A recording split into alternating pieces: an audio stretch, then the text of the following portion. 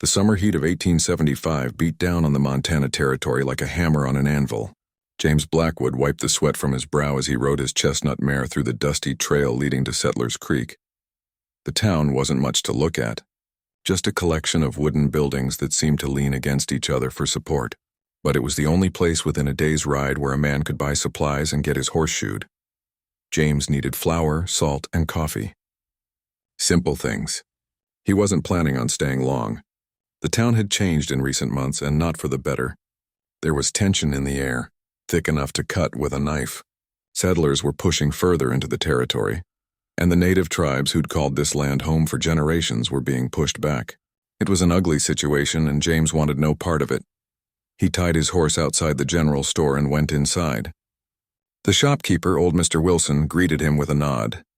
They didn't talk much, just the necessary words about prices and quantities. James paid for his goods and was about to leave when he heard it. A scream, high-pitched and desperate. It came from somewhere behind the buildings. Most people would have minded their own business. This was the kind of town where folks looked the other way when trouble showed up. But James had never been good at ignoring suffering. Maybe it was his years in the cavalry, or maybe it was just how his mother raised him. Either way, his feet were moving before his brain could tell him to stop. He walked around the side of the sheriff's office, following the sound. What he saw made his blood run cold. 3 men, ranch hands by the look of them, had a young woman pinned to the ground. She was fighting like a wildcat, but they were too strong. One of them held a branding iron, the metal still glowing red from the fire they'd built in a barrel. The woman was native, probably Lakota from her clothing. Her dark hair was tangled and there was dirt on her face, but her eyes blazed with fury and terror. She couldn't have been more than 19 or 20 years old. "Hold her still," one of the men shouted, laughing. "This one needs to learn not to steal from white folk." The sheriff stood nearby, his arms crossed. He wasn't stopping them. He was just watching. That's what made James's jaw clench even harder than the scene itself. "Let her go." James's voice cut through the air like a whip crack. The 3 men looked up, surprised. The one with the branding iron sneered. "This ain't your concern, mister." "Move along, I said let her go." James pulled his rifle from his shoulder and leveled it at them. His hands were steady. Rock steady, the men exchanged glances. One of them, a big fellow with a scar across his cheek, slowly stood up. "You defending a savage? You know what she did? She stole food from the Henderson place." "I don't care if she stole the crown jewels from the Queen of England," James said quietly. "You're not branding a human being like cattle. Not while I'm standing here." The sheriff finally spoke up. "Blackwood, don't be a fool. These boys are just teaching her a lesson." James swung his rifle toward the sheriff. "And I'm teaching you one. The lesson is that I'll shoot any man who tries to hurt that girl. Starting with you if you don't back me up right now." The tension stretched like a rope about to snap. The big man with the scar took a step forward, but James cocked his rifle. The sound echoed in the narrow space between buildings. "I was a captain in the cavalry," James said, his voice low and dangerous. "I've shot men at twice this distance in the middle of a rainstorm. You really want to test me on a clear day?" That did it. The men knew his reputation. James Blackwood wasn't someone you pushed. He might live alone out on his ranch now, but he'd been a soldier once. A good one. The man with the branding iron threw it to the ground in disgust. "She ain't worth dying over. But you're making a mistake, Blackwood. A big one." "I'll live with it," James said. The 3 men walked away, muttering threats and curses. The sheriff spat in the dirt and went back into his office without a word. James didn't lower his rifle until they were all gone. Then he knelt beside the young woman. She was trembling now, shock setting in. There was a burn mark on her arm where they'd touched her with the iron, testing it. Not deep, but painful. Her eyes darted around like a cornered animal looking for escape. "Easy now," James said softly. "I'm not going to hurt you. Can you stand?" She didn't respond. Maybe she didn't understand English, or maybe fear had stolen her voice. James noticed she was trying to get up, but her legs weren't cooperating. She'd probably been running for days, judging by her condition. Without asking permission, because there wasn't time for niceties, James scooped her up in his arms. She was lighter than expected, almost nothing but bones and determination. She struggled weakly at first, then seemed to realize he wasn't another threat. Her body went limp and her eyes closed. James carried her to his horse. Getting her onto the saddle while holding his rifle was tricky, but he managed. He climbed up behind her, keeping one arm around her waist to hold her steady. She was barely conscious now, her head lolling against his chest. People watched from windows and doorways as he rode out of town. He could feel their stares like knives in his back. By tomorrow, everyone would know that James Blackwood had defended a native girl against white men. The gossip would spread like wildfire. Let them talk. James had stopped caring about other people's opinions the day he buried his wife. The ride back to his ranch took 3 hours. The girl drifted in and out of consciousness the whole way. Sometimes she'd mumble something in her own language, words James couldn't understand. Other times she'd cry out and try to fight invisible enemies. He kept talking to her in a low, calm voice, hoping the sound would comfort her even if she couldn't understand the words. "You're safe now," he told her. "Nobody's going to hurt you. I've got you." By the time his ranch house came into view, the sun was starting to set. The sky turned orange and purple, painting the mountains in the distance with fire.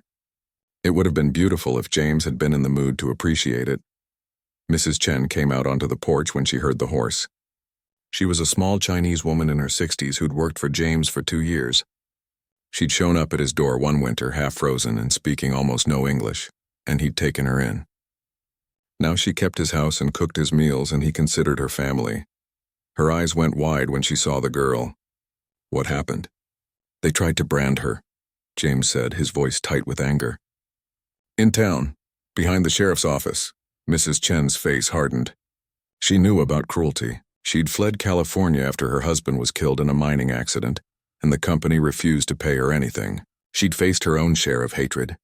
"Bring her inside," she said, already moving toward the door. "Quickly now." Together they got the girl into the guest room. Mrs. Chen sent James to fetch water and clean cloths while she carefully removed the girl's torn clothing and examined her injuries. The burn on her arm was the worst of it, but there were also cuts and bruises, and she was severely dehydrated. James stood in the doorway, feeling useless. Mrs. Chen mixed a poultice from herbs she grew in her garden and applied it to the burn with gentle hands. The girl whimpered but didn't wake up. "She will live," Mrs. Chen said finally, "but she needs rest. And food, lots of food. She is starving." That night, James sat in a chair beside the bed, keeping watch. He didn't know why he felt so responsible for this stranger. Maybe it was because he'd failed to save his own wife 3 years ago when she died giving birth to their son. The baby had died too, and James had been powerless to stop it. But today, he'd been able to do something. He'd saved someone, and that had to count for something. The girl's eyes opened once, just for a moment. They were dark brown, almost black, and filled with confusion and fear. James smiled at her, trying to look as non-threatening as possible for a man with a rifle across his lap. "You're safe here," he said again. "Rest now." She stared at him for a long moment, as if trying to decide whether to believe him. Then her eyes closed again, and her breathing deepened into sleep. James leaned back in his chair and watched the moonlight stream through the window. He'd made an enemy today, maybe several, but he'd also done the right thing. And in a world that seemed increasingly bent on cruelty, doing the right thing mattered, even if it cost him everything. James woke with a start when the first light of dawn crept through the window. He'd fallen asleep in the chair, his neck stiff and his back aching. The rifle had slipped from his lap onto the floor. For a moment, he couldn't remember why he was in the guest room instead of his own bed. Then he saw her. The girl was still sleeping, but it was a restless sleep. She tossed and turned, her face twisted in pain or fear or both. Her forehead glistened with sweat. James reached over and touched her skin. She was burning up with fever. He rushed to find Mrs. Chen, who was already awake and preparing breakfast in the kitchen. The smell of coffee and bacon filled the house, but James had no appetite. "She's got a fever," he said. "A bad one." Mrs. Chen dried her hands on her apron and followed him back to the room. She examined the girl carefully, checking the burn wound and feeling her pulse. Her expression was serious. "The wound is infected," she said. "We need to clean it again and keep her cool. Fever will get worse before it gets better." They spent the morning tending to her. Mrs. Chen prepared a tea from willow bark to help with the fever and pain. James brought cool water from the well, and they used wet cloths to bring down her temperature. The girl would wake sometimes, confused and frightened, trying to sit up or push them away. Mrs. Chen would speak to her in a calm voice, a mixture of English and what little Lakota she'd picked up from trading with native women over the years. "Rest, child, rest. You are safe. By noon, James was exhausted. He hadn't eaten anything and his eyes felt like sandpaper. Mrs. Chen forced him to sit down at the kitchen table and put a plate of food in front of him. "You cannot help her if you collapse," she said firmly. "Eat." James picked at the food. His mind kept going back to the scene in town. The way those men had laughed. The way the sheriff had done nothing. He'd seen a lot of cruelty in his life, especially during his years in the cavalry. But something about yesterday felt different. Maybe because it was so casual, so accepted, like hurting someone was just another afternoon activity. "What do you think happened to her?" Mrs. Chen asked, sitting down across from him with her own cup of tea. "I don't know," James said, "but she was starving. You saw her ribs. She's been on her own for a while." "Her people are gone," Mrs. Chen said quietly. "I have heard stories. Whole villages wiped out. Families scattered. It is happening everywhere now." James knew she was right. The government was pushing harder every year, forcing the tribes onto smaller and smaller pieces of land. And when they resisted, the army came. He'd been part of that machine once, following orders without questioning them. Now he wondered how many lives he'd helped destroy. That afternoon, the fever broke.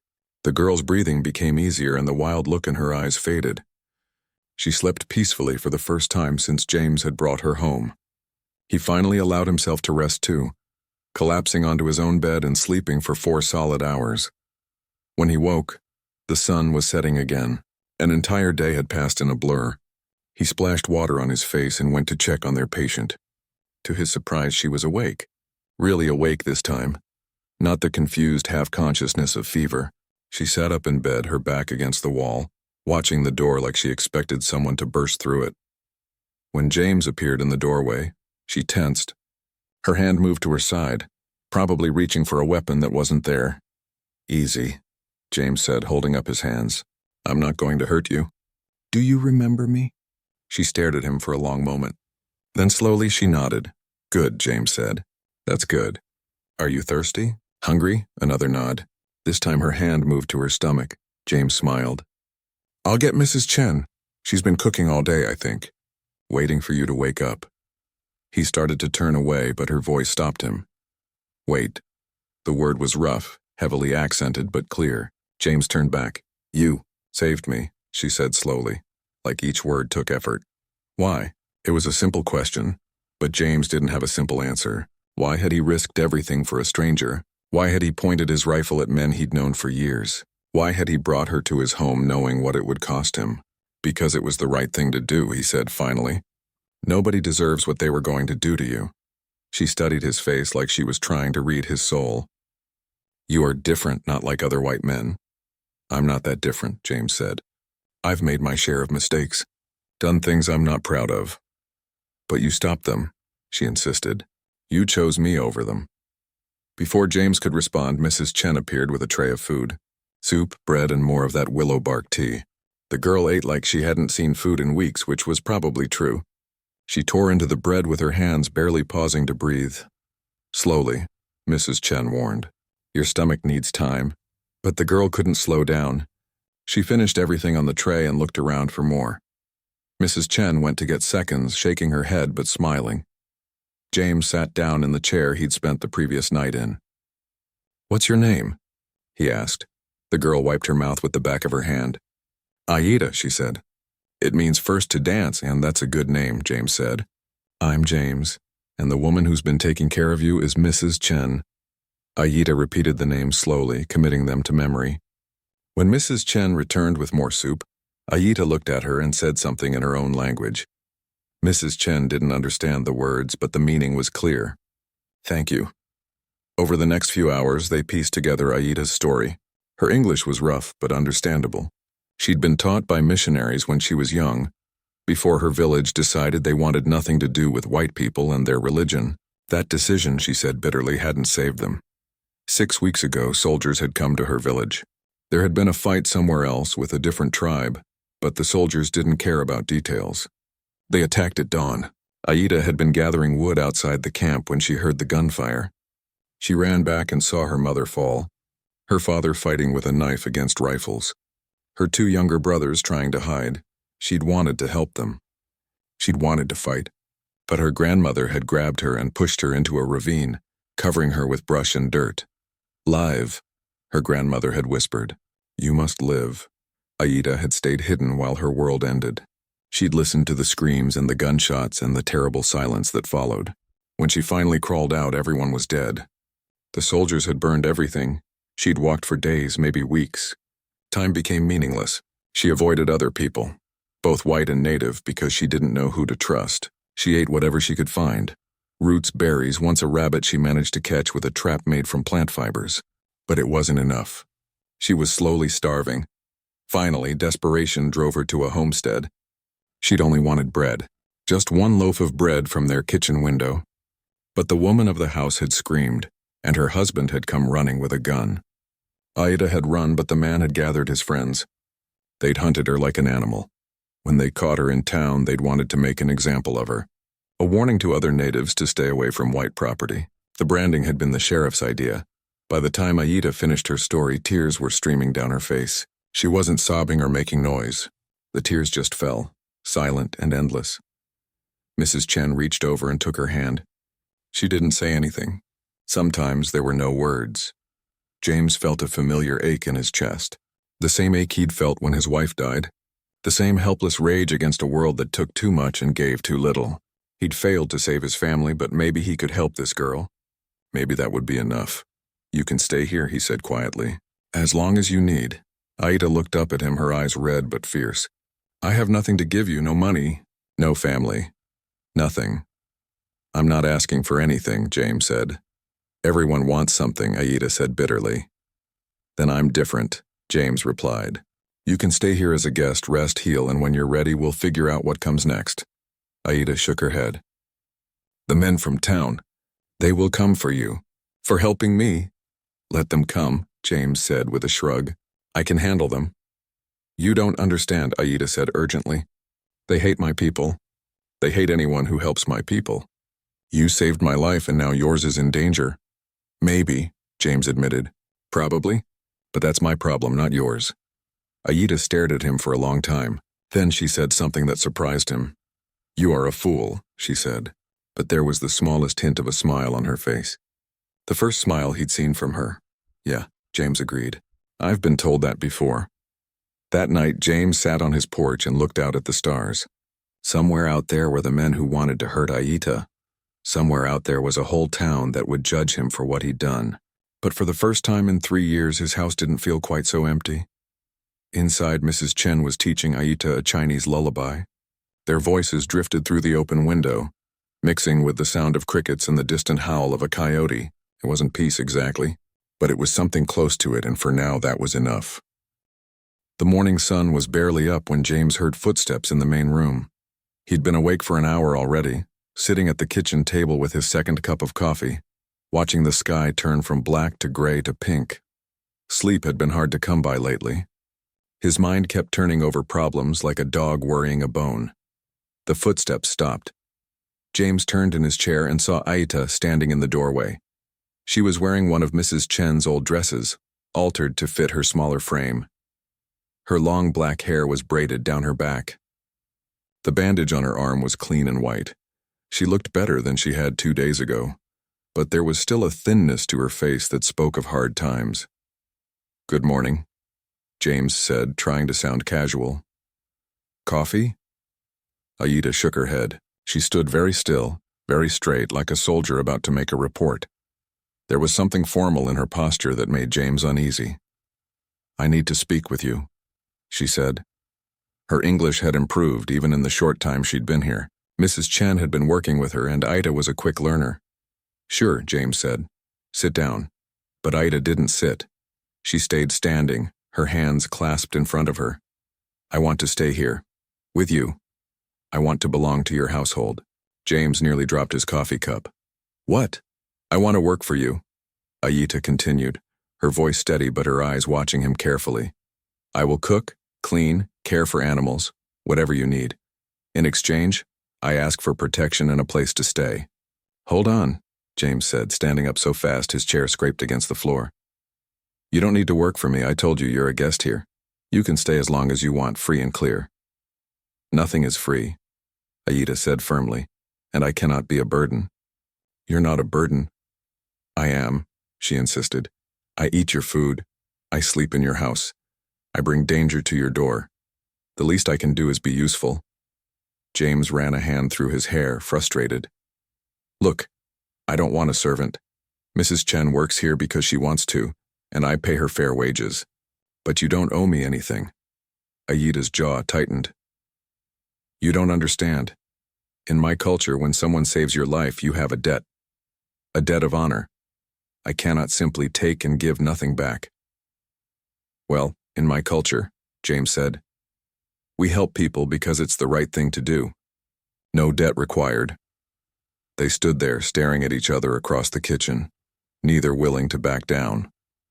Finally, Ayida spoke again, and her voice was quieter but somehow more intense. Where will I go? She asked. The simple question hit James like a punch to the gut. He opened his mouth to answer and realized he had nothing to say. I have no family, Aita continued. No village, no tribe that will take me in. I am alone. Do you know what happens to native women who wander alone in this territory? James did know. He'd seen enough during his cavalry years to understand exactly what she was talking about. The thought made his stomach turn. Some settlers will shoot me on sight, Ayida said. Others will do worse things first, and my own people. Some tribes are so angry now, so desperate, they don't trust anyone who has been among whites. They will think I am a spy or a traitor. We'll figure something out, James said, but even he could hear how weak it sounded. What? Ayida challenged. What will you figure out? Will you take me to a reservation? The reservations are prisons. People starve there. Children die of diseases. Or maybe you will take me to a mission, where they will try to make me forget who I am and turn me into a copy of a white woman. James sat back down heavily. She was right, and they both knew it. There were no good options for someone in her position. Ayita moved closer and sat down across from him. Her eyes were dark and serious. I see something in you that I have not seen in other white men. You have honor. You risked your life for someone you didn't know. You ask for nothing in return. This is rare. I'm not that special, James muttered. You are to me, Ayita said simply. And so I ask you this. Let me stay. Not as a guest who will leave someday, but as part of your household. Let me work and earn my place.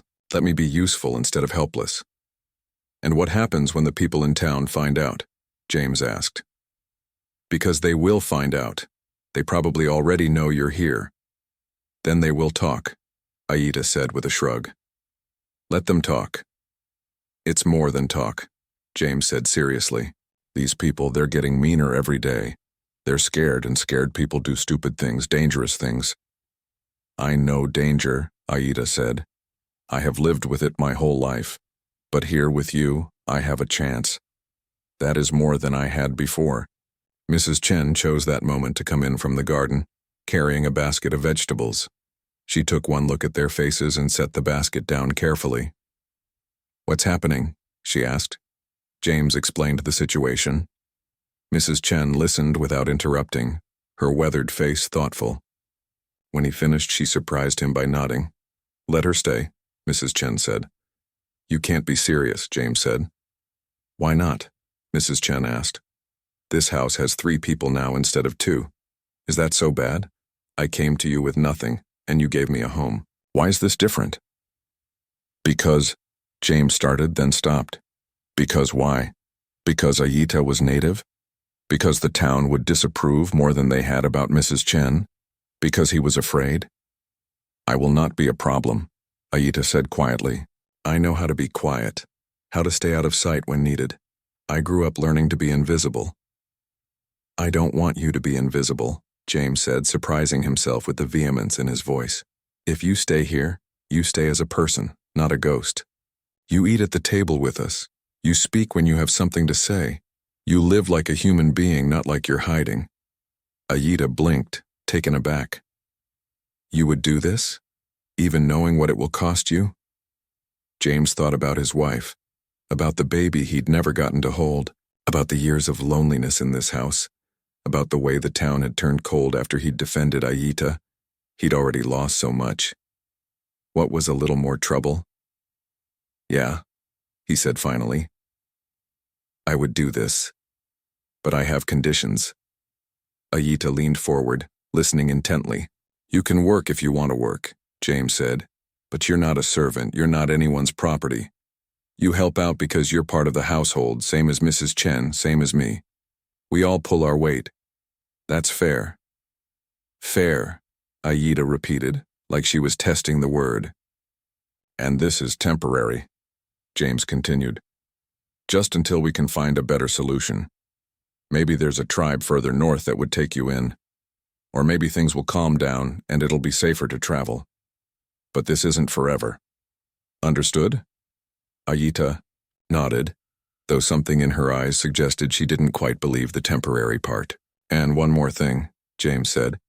If it gets too dangerous, if I think those men from town are going to do something crazy, you have to promise me you'll leave. I can't protect you if you're stubborn about it. I promise, Aida said. She held out her hand, palm up, in a gesture James didn't recognize. We have a deal? James reached out and clasped her hand. Her grip was surprisingly strong. We have a deal.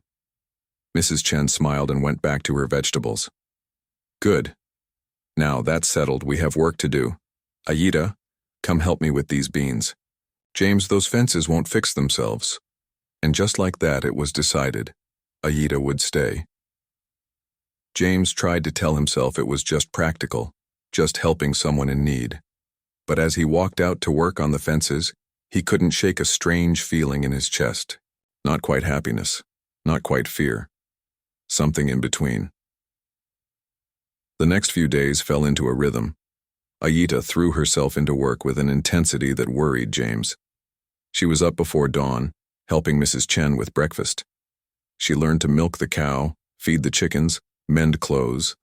She worked in the garden until her hands were covered in dirt.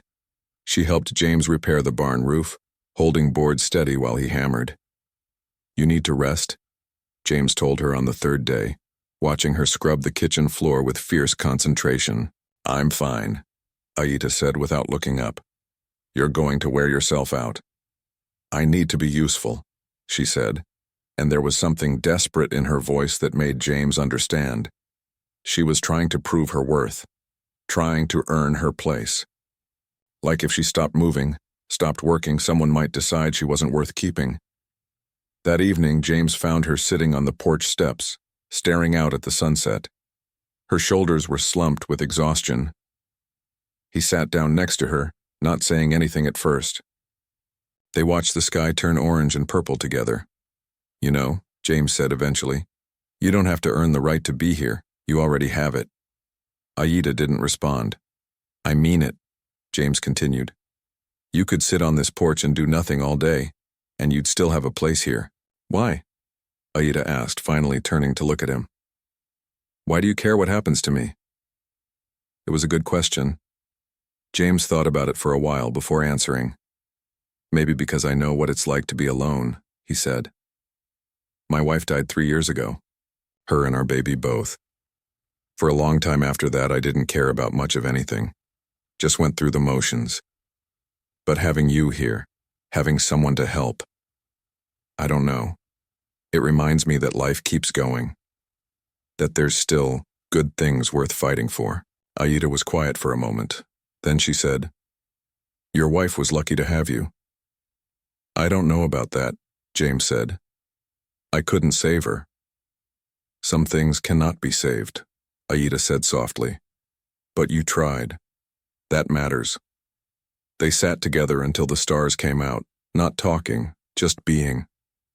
And for 3 weeks passed and the ranch settled into a new normal. Aida proved to be more capable than James had imagined. She had a way with horses that bordered on magical. The mare that had been skittish and hard to handle for months would eat from Aida's hand and follow her around like a puppy. The old gelding with the bad leg that James had been thinking about. Putting down started moving better after Aida wrapped his leg with some kind of poultice, made from plants she'd gathered by the creek. How? Do you know all this? James asked one afternoon, watching her work. Aida shrugged, running her hand along the gelding's neck. My father was a healer. He taught me about plants, about animals. He said everything in nature can help if you know how to listen. Well, it's working, James admitted. That horse hasn't moved this well in a year. But it wasn't just the animals. Ida knew things about the land that James had never learned in all his years ranching. She showed him where to plant vegetables so they get the right amount of sun and shade. She taught him how to read the clouds to predict rain days before it came. She found a spring on the far edge of his property that he'd never known existed. Mrs. Chen was delighted to have another woman in the house. The two of them would sit together in the evenings, sharing stories. Mrs. Chen taught Aida more English and some Chinese phrases. Aida taught them both words in Lakota. Sometimes James would hear them laughing in the kitchen, and the sound made something warm bloom in his chest. But not everything was peaceful. The town hadn't forgotten about Aida. Twice riders had come up to the edge of James's property, just sitting there on their horses, watching. They never crossed onto his land, but the message was clear. They were keeping an eye on things. Then came the morning when James rode into town for supplies and found the atmosphere had changed. Men he'd known for years crossed the street to avoid him. The shopkeeper wouldn't meet his eyes when he rang up James's purchases. And when James left the store, he found 3 men waiting by his horse. One of them was Clayton Merrick, the wealthiest rancher in the territory. He was a big man with silver hair and cold blue eyes. His son Roger stood beside him. Roger was the one with the scar on his cheek. One of the men who'd tried to brand Aida. Blackwood, Clayton said. His voice was smooth, almost friendly. That made it more dangerous somehow. Heard you've taken in a guest. My business is my own, James said evenly. Usually, yes, Clayton agreed. But when a man starts harboring criminals, it becomes everyone's business. She's not a criminal. She stole food, Roger said, his hand resting on his gun belt. That's theft. She was starving, James shot back. And even if she wasn't, that doesn't give you the right to torture her. Clayton held up a hand, stopping his son from responding. Let's not argue about the past. I'm here to give you some friendly advice. You're making enemies, James. People are talking. They're saying you've gone native, that you can't be trusted. I don't care what people say. You should, Clayton said, his voice hardening. This territory is getting civilized. We have rules now. Laws. And one of those rules is that we stick together. White folk look out for white folk. That's how we survive out here. By hurting innocent people. By being strong, Clayton said. Look, I respect you. You were a good soldier. But you're on the wrong side of this. Send the girl away. Show folks you know where your loyalties lie. No, James said simply. Roger stepped forward, his face red with anger. You stubborn fool. Wait, that's enough, Roger, Clayton said sharply. He studied James for a long moment. Think about what I said. You've got a good ranch here. Hate to see you lose it over one savage. They walked away, leaving James standing by his horse with his hands shaking. Not from fear. From anger. He wanted to hit something, preferably Roger's smug face, but that would only make things worse. When he got home, he found Aida working with the horses in the corral. She took one look at his face and knew something was wrong. What happened? James told her about the encounter. Aida's expression didn't change, but her hand stilled on the horse's mane. I should leave, she said quietly. No, James, they will hurt you. They will take your ranch, your livelihood. I cannot let that happen. They're not taking anything, James said firmly. This is my land. I paid for it with blood and sweat. They can't just run me off. You don't know what they're capable of, Aida said. Neither do they, James replied with a grim smile. That night, James couldn't sleep. He sat on the porch with his rifle watching the darkness. Around midnight, Aida came out and sat beside him. You should rest, she said, so should you. They sat in silence for a while. Then Aida spoke, her voice soft in the darkness. When I was young, before the soldiers came, I was happy. My people had been pushed from our lands before, but we still had each other. We still had our way of life. My father would tell stories around the fire. My mother would sing while she worked. My brothers would race each other across the plains. She paused, and James saw tears glistening on her cheeks in the moonlight. I thought that would last forever. She continued. I thought we were strong enough to survive anything. But I was wrong. Everything can be taken away in a moment. Everything. I'm sorry, James said, not knowing what else to say. I tell you this because I don't want to lose this too, Aida said, gesturing at the ranch, at the house. You and Mrs. Chen, this place, It's the first time I've felt safe since that day. The first time I felt like maybe I could have a life again. But not if it costs you everything. James reached over and took her hand. It was a bold gesture, maybe too bold, but it felt right. Listen to me, he said. I lost my wife. I lost my child. I spent 3 years in this house feeling half dead.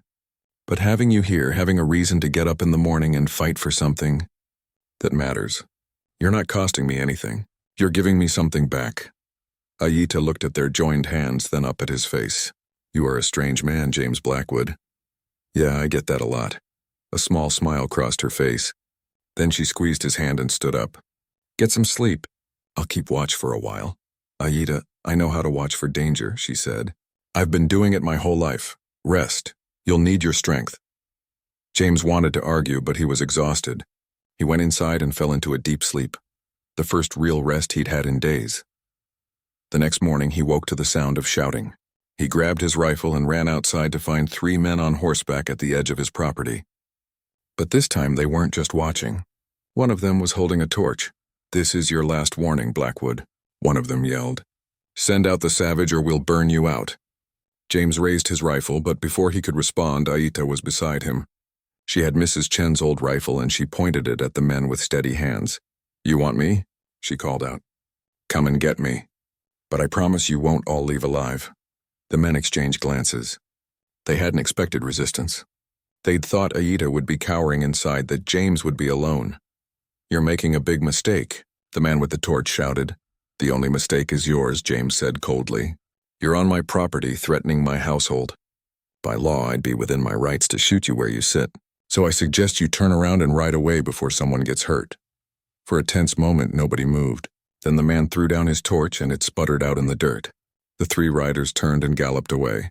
James lowered his rifle, his heart pounding. Aita stood beside him, still aiming at the retreating figures. That was foolish, James said. Coming out here with a gun. So was facing them alone, Aita replied. They looked at each other and suddenly James was laughing. It was a crazy, relieved kind of laugh. Aita started laughing too, and soon they were both doubled over, the tension of the moment breaking like a dam. Mrs. Chen came out onto the porch, shaking her head. You two are going to be the death of me, she said. But she was smiling. That afternoon, as they worked together repairing a fence that had come loose, James realized something had shifted. Aita wasn't just a guest anymore, wasn't just someone he was helping. She was part of his life now, part of his home, and he wouldn't trade that for anything, not for the approval of every rancher in Montana Territory. You know, he said as they hammered posts into the ground, you're pretty good with a rifle. My father taught me, Aita said. He said everyone should know how to protect themselves. Smart man. He was, Aita said softly. Then she looked at James with those dark, serious eyes. Thank you. For what? For not sending me away. For standing with me, James smiled. Where else would I stand? As the sun set that evening, painting the sky in shades of gold and red, James felt something he hadn't felt in a long time. Hope. Maybe they couldn't change the whole world. Maybe they'd always have enemies, but here on this little patch of land they'd made something good. Something worth protecting, and he'd protect it with everything he had. The first snow came early that year. James woke one morning in late October to find the world transformed into white. It wasn't the gentle, pretty kind of snow that melted by afternoon. This was serious snow, the kind that meant business, the kind that could kill you if you weren't prepared. Storm's coming, Mrs. Chen said at breakfast, looking out the window with worried eyes. Big one, she was right. By noon, the wind had picked up, howling around the corners of the house like a wounded animal. The temperature dropped so fast that the water in the horse trough started to freeze. James spent the afternoon making sure the animals were secure and bringing in extra firewood. Aita helped him, moving with the efficiency of someone who'd weathered many storms. We need to bring the chickens inside the barn, she said, watching the sky, and block the north window. The wind will come from there. How do you know? James asked. Aita pointed at the clouds. See how they move? And the birds flew south this morning all at once, they know. Animals always know. By evening the storm hit in full force. Snow came down so thick you couldn't see 10 feet in front of your face. The wind screamed and shook the house like it wanted to tear it apart. James had lived through plenty of Montana winters, but this was something else. This was the kind of storm that old-timers talked about for years afterward. They gathered in the main room, the three of them with a fire roaring in the hearth.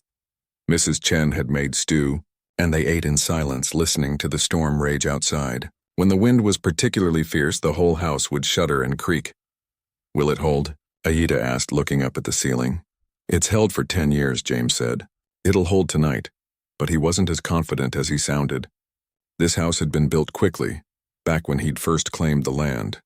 He'd meant to reinforce it, to make it stronger, but there had always been something else that needed doing. Now he wished he'd made the time. The first night passed without disaster. They took turns keeping the fire going, dozing in chairs rather than risking the cold bedrooms. By morning, the snow was piled 3 feet high against the door.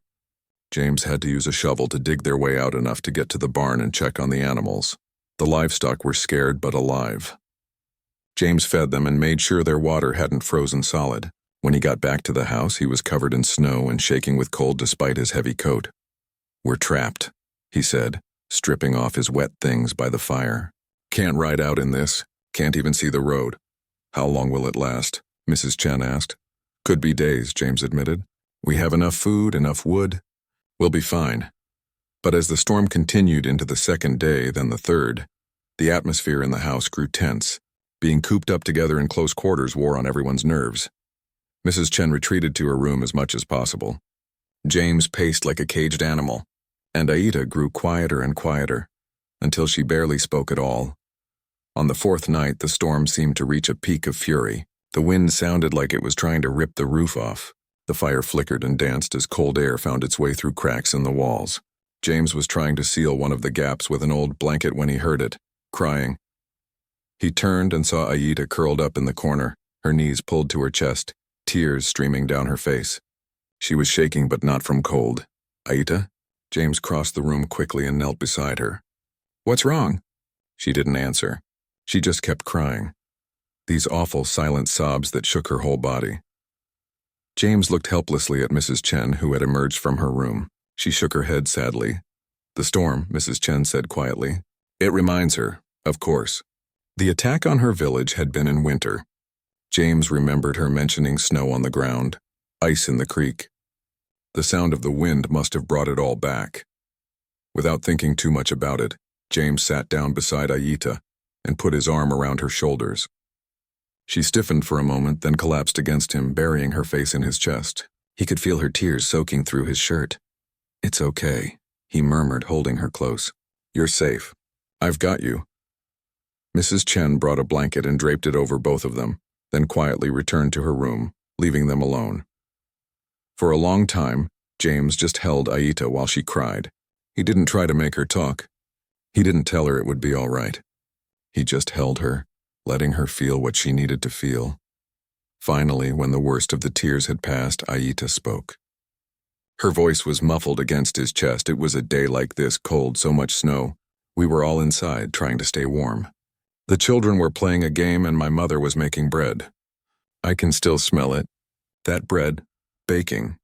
James stayed quiet, just listening. Then we heard the horses. So many horses. My father went to look, and that's when the shooting started. Everything happened so fast. One moment we were safe, warm together. The next moment, she trailed off, her body shaking again. My grandmother pushed me hard. I fell into a drainage ditch behind our tent. She threw blankets and furs over me, covered me in snow. She told me not to move, not to make a sound, no matter what I heard. Then she went back. Aida pulled away from James just enough to look up at his face. Her eyes were red and swollen. "I heard everything," she whispered. My mother screaming. My brothers crying. The soldiers laughing, and I did nothing. I just hid like a coward while my family died. "You're not a coward," James said firmly. "Your grandmother told you to hide. She wanted you to live, but why?" Aida asked desperately. "Why did I deserve to live when they all died? Why me?" It was a question James had asked himself 1,000 times after his wife died. Why her? Why his son? Why not him instead? "I don't know," he said honestly. "I don't think there's a good answer to that question. But I know this. You survived for a reason. Maybe we don't know what that reason is yet. Maybe we'll never know. But you're here now. You're alive. And that matters, does it?" Aida asked. Some days I wake up and I forget for just a second. I forget that they're gone. And then I remember and it's like losing them all over again. James nodded. I know exactly what you mean. After my wife died, I'd wake up and reach for her. Then I'd remember the bed was empty. It felt like someone stabbed me in the chest every single morning. Does it get better? Aida asked. James thought about it carefully before answering. It gets different. The pain doesn't go away, but it changes. It becomes part of you instead of something attacking you. You learn to carry it. They sat in silence for a while, the storm still raging outside. Then Aida spoke again so quietly James almost didn't hear her. I'm afraid. Of what? Of being happy again. Of caring about people. Because what if I lose them too? What if I lose you and Mrs. Chen? I don't think I could survive that. I don't think I could survive losing anyone else I love. The word love hung in the air between them. James felt his heart start to beat faster. Life doesn't come with guarantees, he said slowly. We could die tomorrow. The house could collapse. We could get sick. 100 things could go wrong. But if we spend all our time being afraid to care about people, then we're not really living. We're just existing. Is that enough? Aida asked. Just existing? It was for me, James admitted. For 3 years, that's all I did. I went through the motions.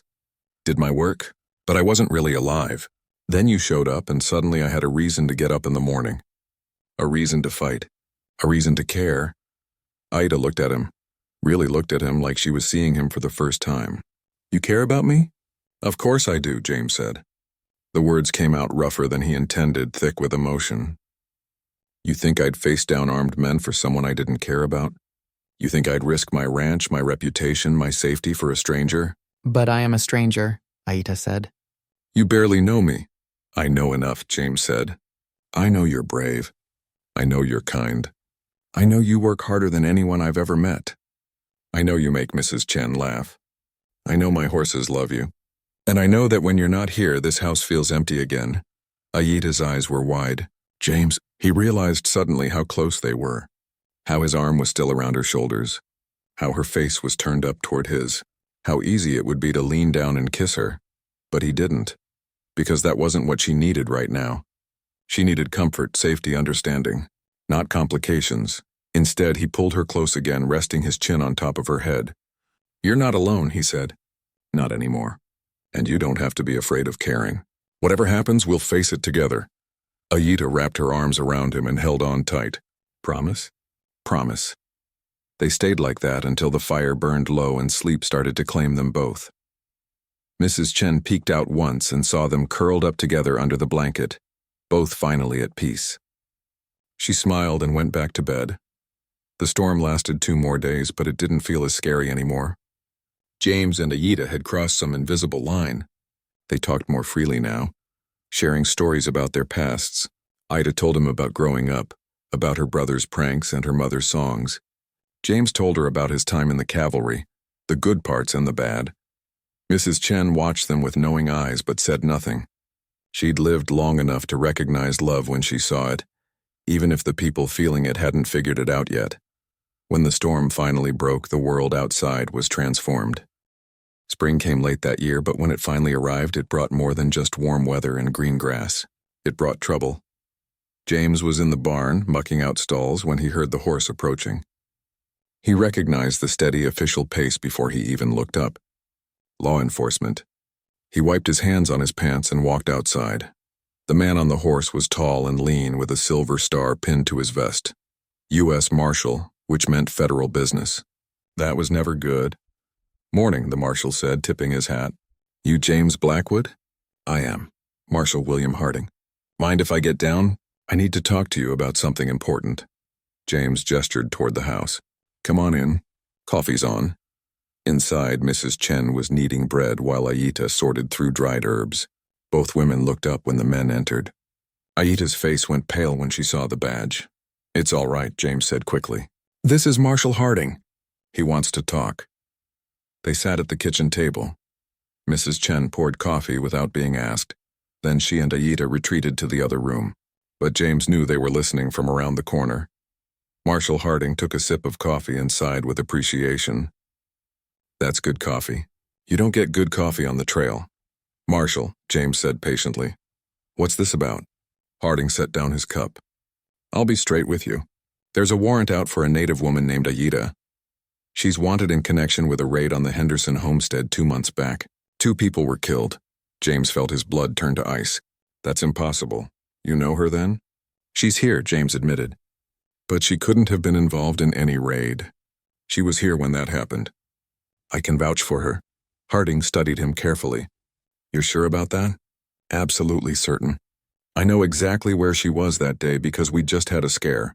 Some men tried to come onto my property with torches. Aida, Mrs. Chen, and I were all together from sunrise to sunset. There's no way she could have been at the Henderson place. The marshal pulled out a notebook and wrote something down. The Henderson place is about 20 miles from here. That raid happened on February 10th. You're saying she was here that day? All day, James confirmed. And several days before and after. Harding nodded slowly. That's a solid alibi. But I have to tell you, there's pressure coming from the territorial government. They want arrests. They want to show folks they're doing something about the raids. So arrest the people actually doing the raids, James said sharply. Don't grab innocent people just to make numbers look good. I agree with you, Harding said. But that's not always how things work. I came here first because I wanted to hear your side before I did anything official. But I need you to understand something, Mr. Blackwood. Protecting this woman is going to cost you. I know. Do you? Harding leaned forward. Because I don't think you understand how bad it's getting out there. The settlers are scared. They're angry. And scared, angry people do stupid things. You've already made enemies by taking her in. If you testify on her behalf, if you publicly defend her, those enemies are going to come after you hard. Let them, James said. Harding shook his head. You're a stubborn man. I respect that. But stubbornness won't stop a mob. Are you saying I should lie? Let her be arrested for something she didn't do? I'm saying you should think very carefully about what you're willing to lose, Harding replied. Your ranch. Your livelihood. Maybe your life, James stood up. Marshal, I appreciate you coming here first. I really do. But my answer isn't going to change. Aida was here. She's innocent. And I'll say that in any court in the territory. Harding stood too, studying James with something that looked like respect. All right then. I'll file my report saying you provided an alibi. That should clear her name officially. But unofficially? He shook his head. Watch your back, Mr. Blackwood. There are people who won't care about alibis or truth. After the marshal left, Aida came out from where she'd been listening. Her face was tight with worry. I have to leave, she said. Right now. Before this gets worse, no. James, you heard him. They'll come after you. They'll take everything, and they'll try, James interrupted. That doesn't mean they'll succeed. You can't fight the whole territory. Watch me. Mrs. Chen put a hand on Aida's shoulder. He's made up his mind. You know how he gets. But the trouble didn't end with the marshal's visit. 2 days later, Clayton Merrick showed up again. This time he came alone without his son or his usual group of followers. That made him more dangerous, not less. James met him at the property line, rifle in hand. Merrick. Blackwood. Clayton sat easy in his saddle, looking around at the ranch with appraising eyes. Nice place you've got here. Good grazing land, access to water.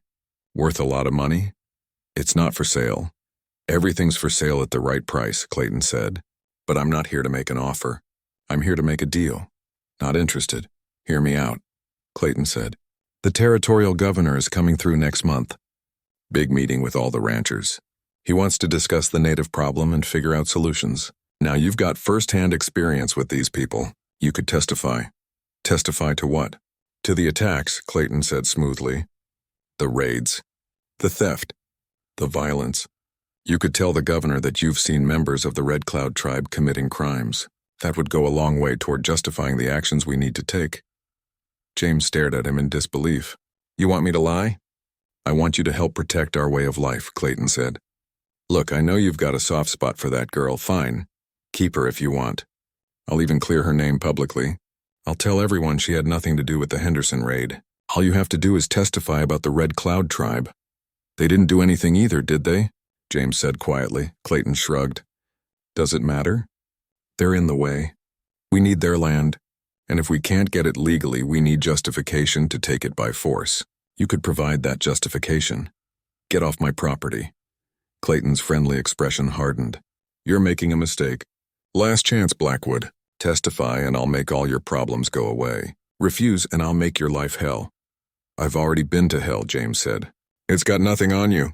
Now get out before I shoot your horse out from under you. Clayton's eyes went cold. You'll regret this. He wheeled his horse around and galloped away. That night, James sat on the porch, his rifle across his knees. Aida came out and sat beside him. You should have taken his deal, she said quietly. James turned to look at her. You want me to send innocent people to their deaths? To lie so that men like Merrick can steal more land? I want you to be safe, Aida said. I want you to have your life back. My life is here, James said. With you. With Mrs. Chen, this is my life now, and I'm not giving it up. Aida was quiet for a moment. Then she said, I need to tell you something. Okay. When I asked to stay here, when I said I wanted to be part of your household, I wasn't being completely honest about why. James felt his stomach tighten. What do you mean? I said it was about safety, about having a place to stay, and that was part of it. But there was another reason. She took a deep breath. I saw something in you. Something I haven't seen in a long time. Honor. Real honor.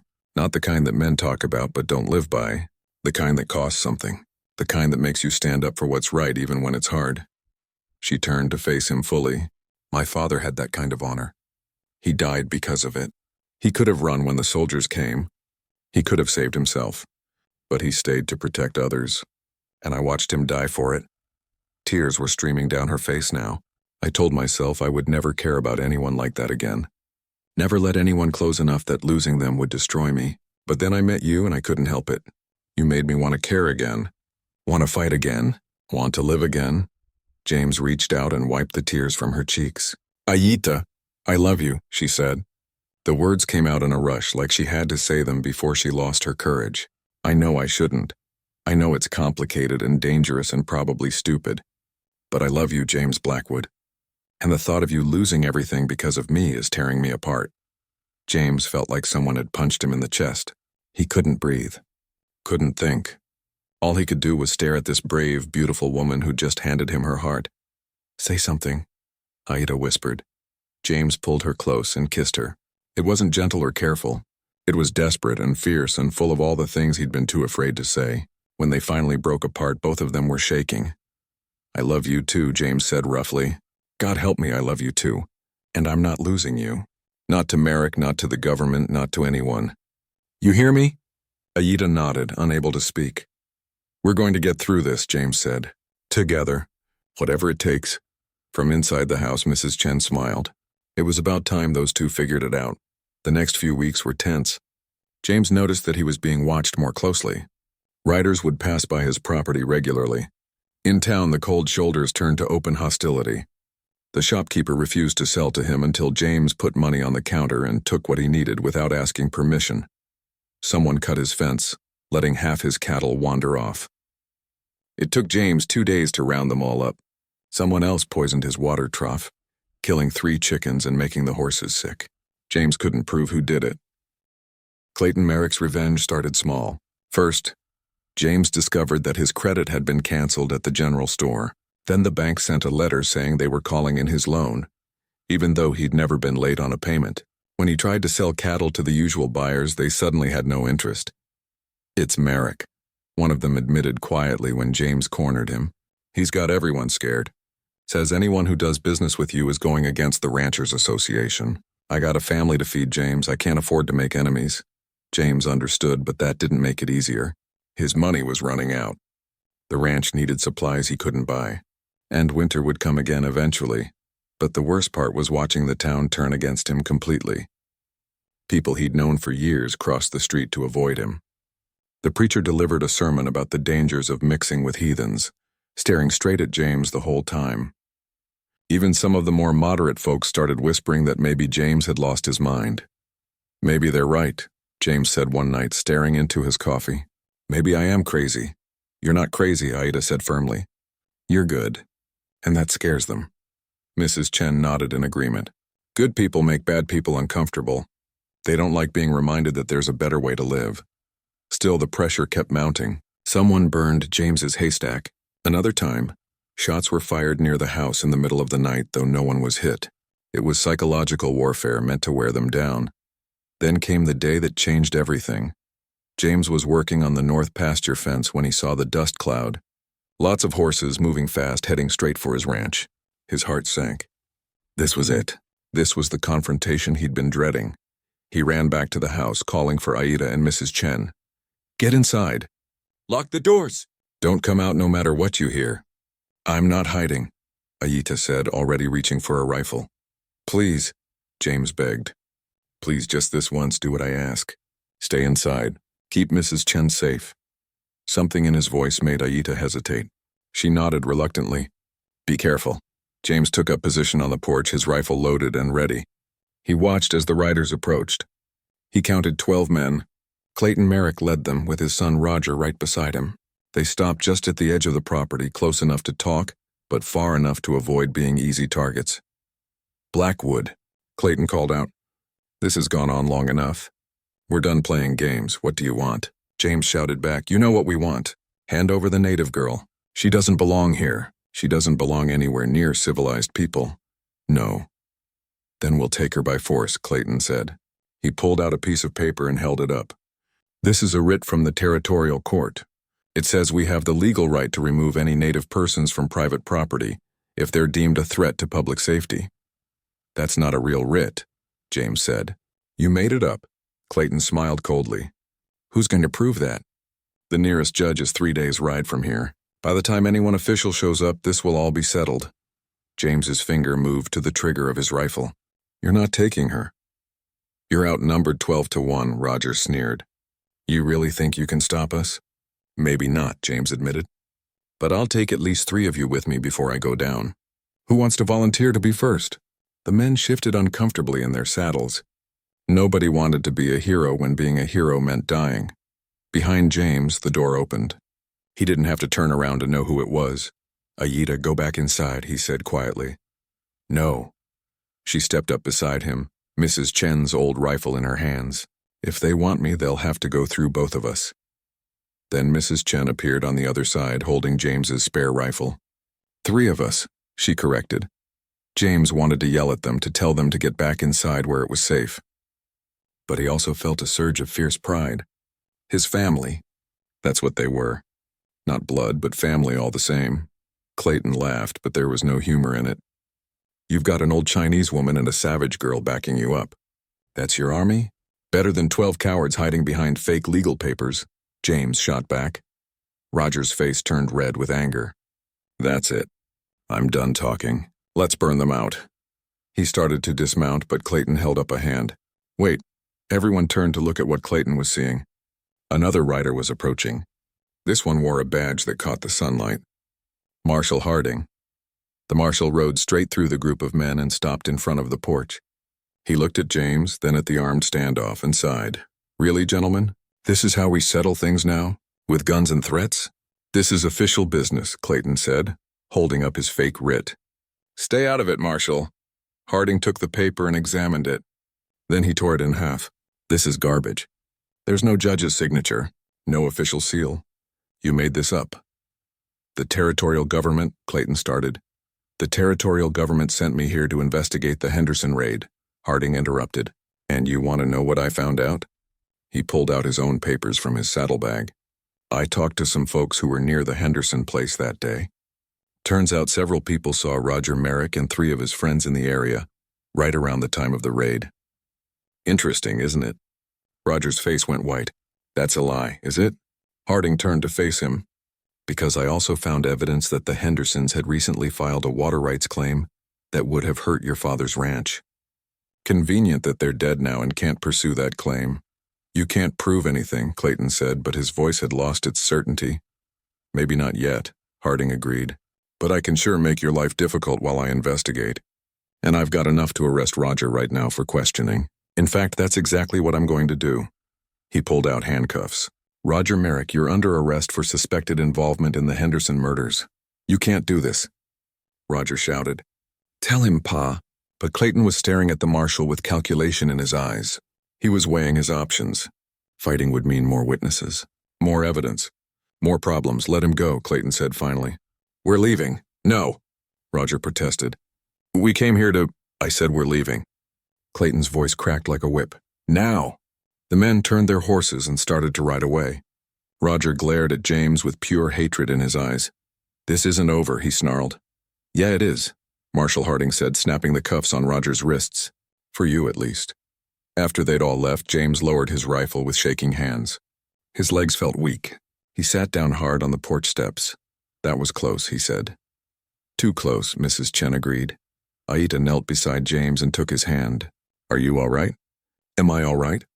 James laughed, a slightly hysterical edge to it. I thought we were going to die. I thought they were going to kill all of us. Marshall Harding dismounted and walked over. They might have if I hadn't shown up. You got lucky, Blackwood. Why did you come? James asked. Because I had a feeling Merrick wasn't going to let this go, Harding said. And because I've been digging into the Henderson case. The more I looked, the less sense the official story made. Native raiders don't usually shoot folks and then leave without taking anything. But someone trying to make it look like native raiders might do exactly that. He handed James a canteen. Drink some water. You look like you're about to pass out. James took a long drink.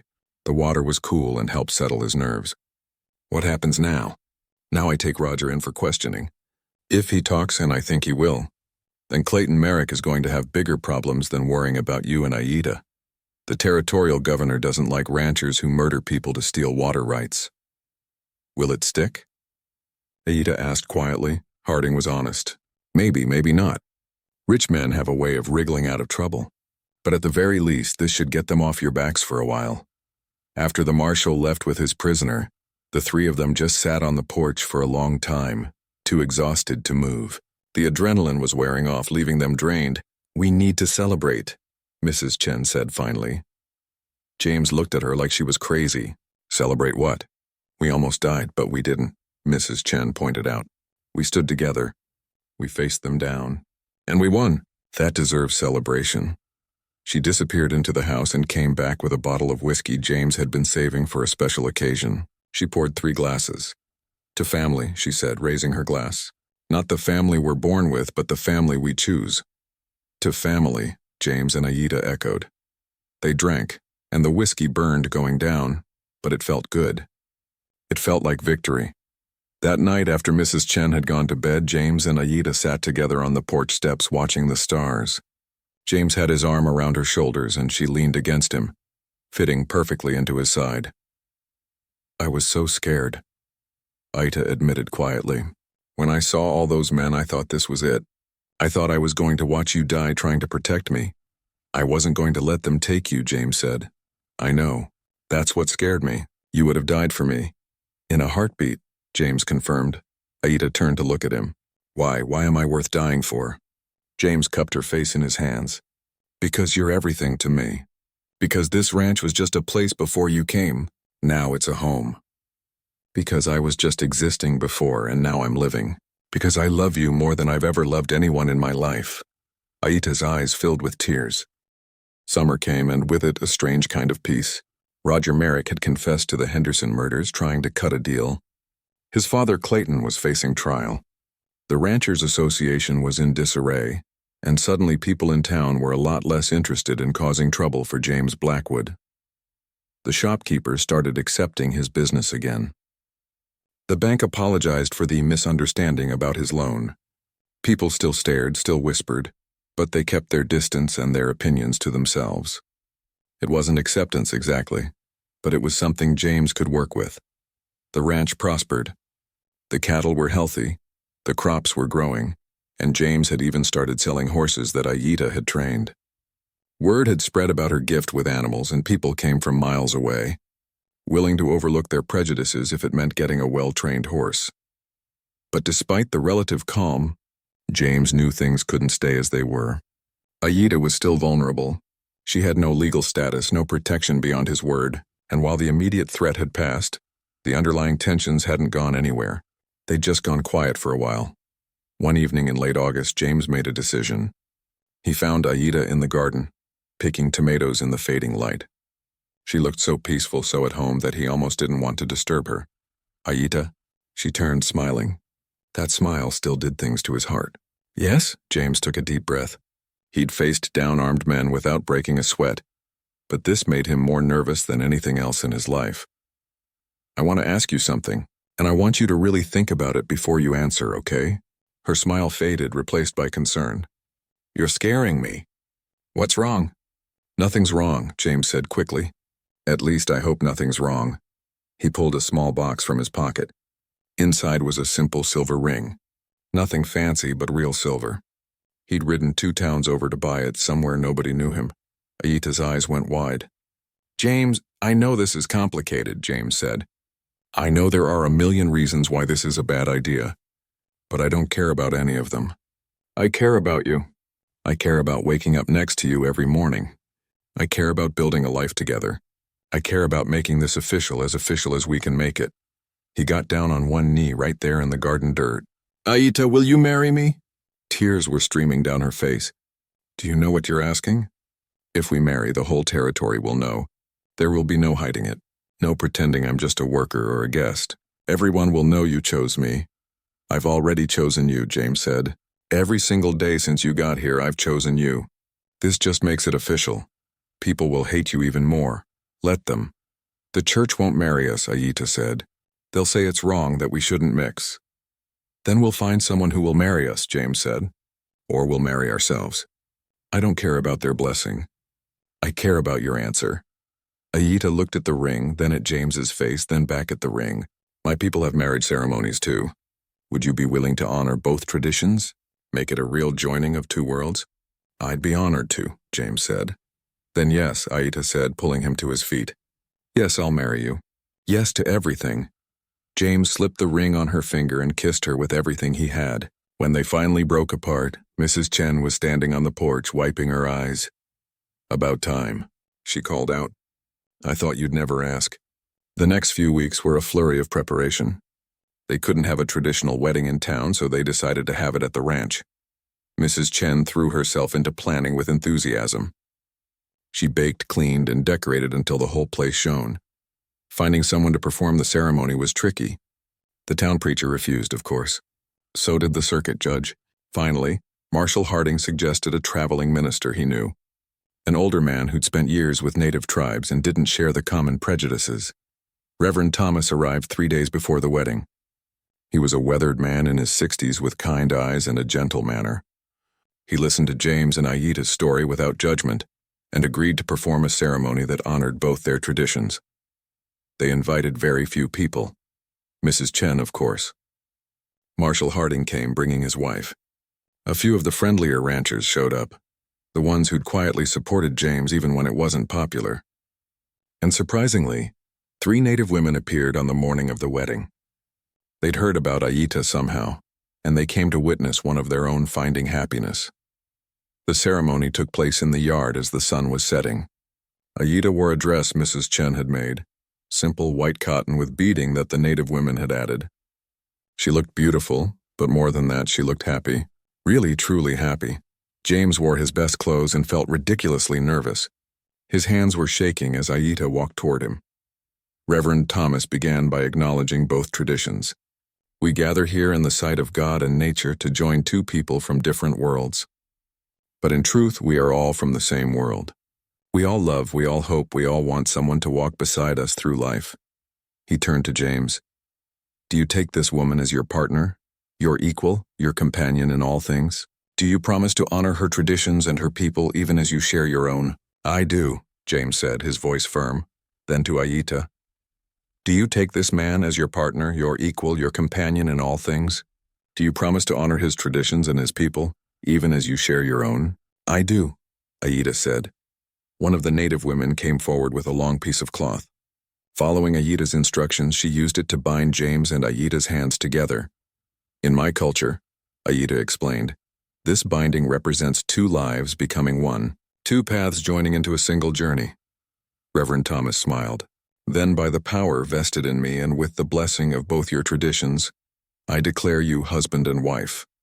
James, you may kiss your bride." And he did, to the cheers and applause of their small gathering. When they broke apart, both of them were crying and laughing at the same time. The celebration that followed was simple but joyful. Mrs. Chen had outdone herself with the food. Someone produced a fiddle and played music while the sun set and the stars came out. James and Aida danced, clumsy but happy, while their friends watched and smiled. Later, when most of the guests had left and only Mrs. Chen remained, cleaning up, James and Aida sat together on the porch steps, the same spot where they'd sat so many times before. But now everything was different. Now they were married. Now they were truly family. "Are you happy?" James asked. "More than I ever thought I could be again," Aida admitted. "After I lost my family, I thought that part of my life was over. I thought I'd never have a home or people to belong to. But you gave me both." "You gave me the same thing," James said. "This house was just a building before you came. Now it's a home." They sat in comfortable silence for a while, watching the stars. Then Aida spoke again. "I have news," she said quietly. "Oh? I'm pregnant," James froze. For a moment he couldn't breathe, couldn't think. Then joy exploded through him like a firework. "You're sure?" "Mrs. Chen confirmed it yesterday," Aida said. "I wanted to wait until after the wedding to tell you. I didn't want you to think that's why I said yes." James pulled her close.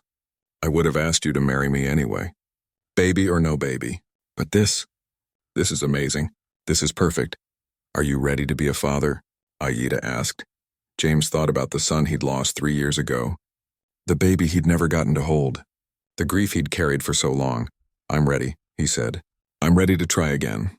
To hope again. With you, I'm ready for anything." The months that followed brought changes. Aida's belly grew round. They turned the spare room into a nursery. Mrs. Chen knitted tiny blankets and clothes. James found himself smiling for no reason, caught up in dreams of the future. They also started building something bigger than just their own family. Other mixed families started showing up at the ranch, drawn by stories of James and Aida. A white woman married to a native man, fleeing violence. A Chinese man and his native wife turned away from every town. An older black couple who'd been helping escaped slaves and needed a safe place to rest. James and Aida took them all in, at least temporarily. The ranch became a refuge, a place where people who didn't fit anywhere else could find acceptance. It wasn't always easy. Resources were tight, but they made it work. One afternoon, as James was helping build an addition onto the barn to house more people, Marshall Harding rode up. "Blackwood, you're running a regular United Nations here," he said, looking around at the diverse group of people working together. "Just helping folks who need help," James said. "Well, you might want to be careful," Harding warned. "There are still people who don't like what you're doing. Merrick's locked up, but his friends aren't. Let them come," James said. But he didn't say it with bravado this time. He said it with quiet certainty.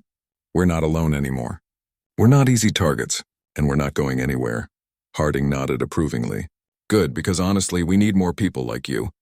People willing to stand up for what's right even when it's hard." As winter approached again, Aida went into labor. It was a long, difficult birth, and James paced the floor while Mrs. Chen and one of the native women helped deliver the baby. He thought of his wife, of how she'd died doing this same thing. He prayed harder than he'd prayed in years, then he heard it. A baby crying. "Strong, healthy Lou,"